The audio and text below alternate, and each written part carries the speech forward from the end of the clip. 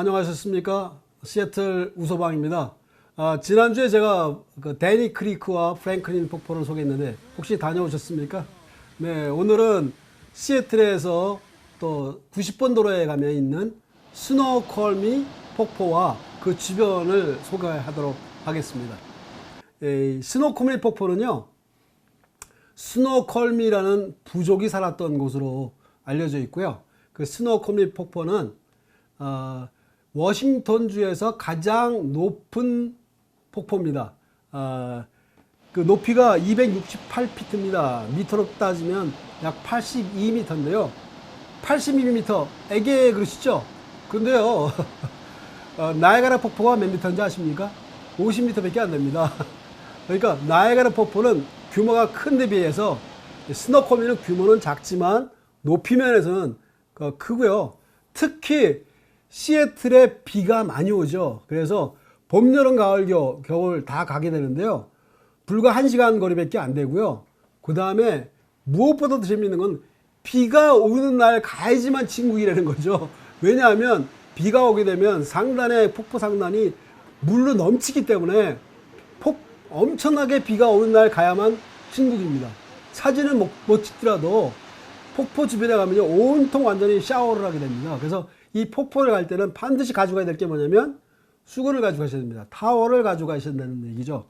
그래서 이제 높이가 82m인데요. 재밌는 것은 절벽, 가는 동안은 무슨 폭포가 있을까 생각하죠. 왜냐하면 가는 길에 이렇게 잔잔한 강이 흐릅니다. 스노우콜미 리버가 흐르는데요. 다리를 건너가면서 보는 그 잔잔한 물이 바로 폭포의 상단인 거죠. 그거를 언제 알 수 있냐면 폭포를 보는 순간 우리가 지나온 길이 폭포의 상단이었구나 하는 걸 알죠. 그러니까 철다리를 지나가서 왼쪽으로 딱 들어가게 되면 주차장이 있는데요. 여기도 주차장은 요즘에는 주차료가 있습니다. 그래서 반드시 주차 티켓을 하고 그래서 여러분이 폭포만 볼 경우는 1시간만 하면 되지만 폭포 밑에까지 보는 하이킹 코스가 있습니다. 하이킹까지 보려면 2시간 정도를 파킹을 하면 딱 좋습니다. 그래서 그 주차를 하고 나서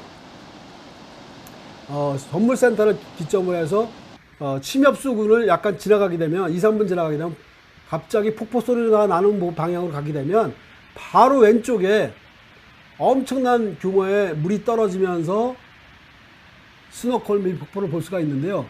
재밌는 것은 바로 폭포 왼쪽 부분에 셀리시 라치라는 호텔이 바로 옆에 있다는 거죠.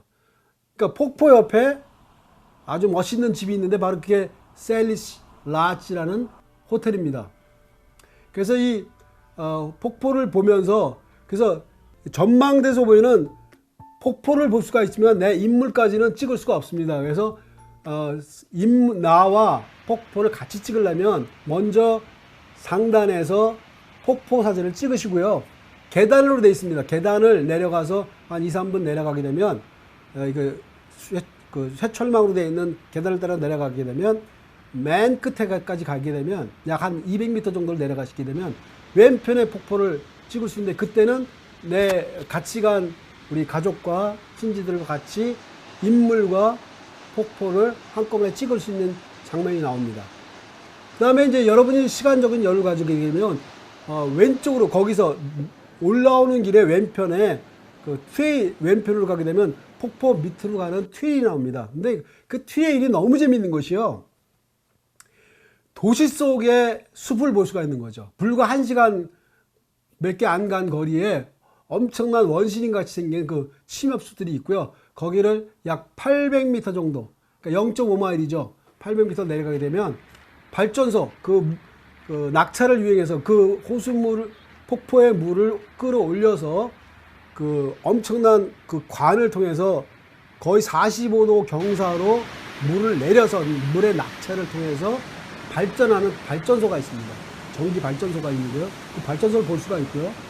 그 다음에 폭포 밑을 연결되어 있는 나무로 만든 트레일이 있습니다. 트레일이 있는데요. 거기까지 가면 바로 폭포 밑에까지 갈 수가 있습니다. 그다음 막다른 곳까지 가게 되면 그 폭포 높이를 가늠할 수가 있고요. 거기까지 가면 그야말로 스노우콜미 폭포가 이렇게 아름다운지, 왜 사람들이 여기 많이 오는지를 알 수가 있는데요.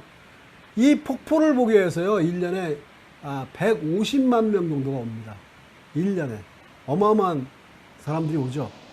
그 다음에 이 폭포를 보신 후에 다시 올라오는 길이 약간 가파르지만, 그 가파른 언덕길로 올라오면서 과연 내가 여기 오길 잘했다는 생각이 바로 드는 게 뭐냐면요, 그 다음에 볼거리가 있는 거거든요. 왜냐하면 그 폭포가 있는 곳에서 왔던 길로 가게 되면 거기서 뭐라고 치냐면 스노우콜미 디포라고 치면, D-E-P-O-T, 디포라고 치면 오는 길에 기차 박물관이 있습니다. 기차 박물관. 스팀 트레인부터, 옛날 증기기관차부터 그 최근까지 은퇴한 그 기차들이, 수많은 기차들이 전시가 되어 있습니다. 약 4.5마일 정도를 걸쳐서 이렇게 전시가 되어 있는데요. 그 기차역이 있습니다. 기차역에 가게 되면 옛날에 어떻게, 개척시대에 이 사람들이 어떻게 운영을 했고 화물을 어떻게 실었으며 병원선, 군인들, 그 다음에 더 재밌는 것은 통나무를 실어놔야던 기차의 모양이 있는데요. 그 한 토막을 거기 전시해놨습니다. 그래서 현재 전시되어 있는 거는 높이가 약 7m 정도, 길이가 한 15m 정도를 한 덩어리를 이렇게 전시해놨습니다. 그래서 사람과 비교해서 했는데요. 그 어마어마한 그 통나무를 기차로 실어놨다는 그 사실을 알 수가 있고요. 근데 여러분이 안심해도 되는 게요, 현재는 사용하지 않는 기찻길입니다. 그래서 우리나라 그 가요에 녹슬은 기찻길이라는 그 가요가 있죠. 거기 가면 그 녹슬은 기찻길, 바로 거기입니다. 현재는 사용하지 않지만 되어 있고요. 더 재밌는 것은 그 마을의 상점, 그 기차역 있는 반대편을 보면 벽에다가 벽화를 그려놨습니다. 뭘 그려놨냐면 대형 트럭들이 엄청난 큰 통나무를 싣고 가는 그림을 3대의 트럭에다가 엄청난 통나무를 실어 놓은 그 벽화를 그려놨습니다.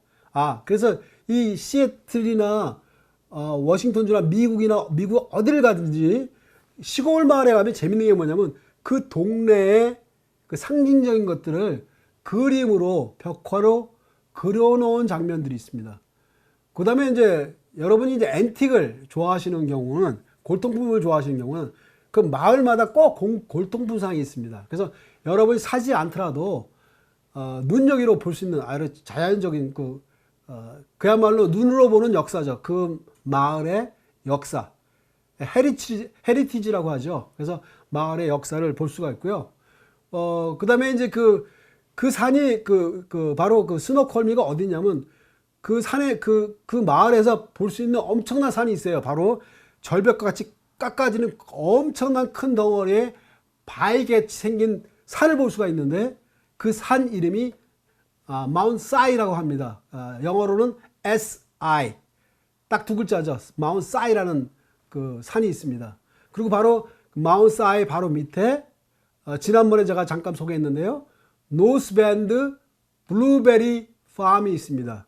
그 블루베리 팜의 원래 이름은 바이비라고 합니다. BYBEE, 바이비 팜이라고 하는 그 블루베리 팜이 있습니다. 그래서 그 블루베리는 워싱턴주의 같은 경우는 6월 말부터 8월 초까지 그가 픽 시즌입니다. 그래서 그 블루베리 팜을 가면요, 너무 좋은 게 유픽이라고 씁니다. 유픽, 당신이 따시오. 그러면 들어가면 이제 바스켓을 하나씩 줍니다. 그러면 그 엄청나게 큽니다. 거기가 한꺼번에 뭐 몇백 명이 들어가도 상관없이 딸 수 있는 곳이고요. 그 블루베리를 딸 때요, 먼저 잡수십시오. 실컷 드시고 그 다음에 나오기 전에 바스켓에 원하는 만큼 따서 나오면, 나올 때 여러분이 먹은 건 카운트하지 않습니다. 그리고 나올 때 재는데요, 보통 1파운드에 2불 정도 합니다. 굉장히 싸고요. 살 수 있고요. 모르겠습니다. 요즘은 이제 올해는 뭐 많이 비싸져요. 지난해 2불 됐는데요. 올해도 아마 2불 정도 선일 것 같습니다. 그래서 블루베리 팜까지 가게 되면 하루 일정으로 너무너무 좋은 코스가 아닐까라는 생각이 듭니다. 감사합니다. 다음에는 워싱턴에서 좀 떨어진 동부에 있는 파월로스 폭포를 소개하도록 하겠습니다. 감사합니다. 우소방이었습니다.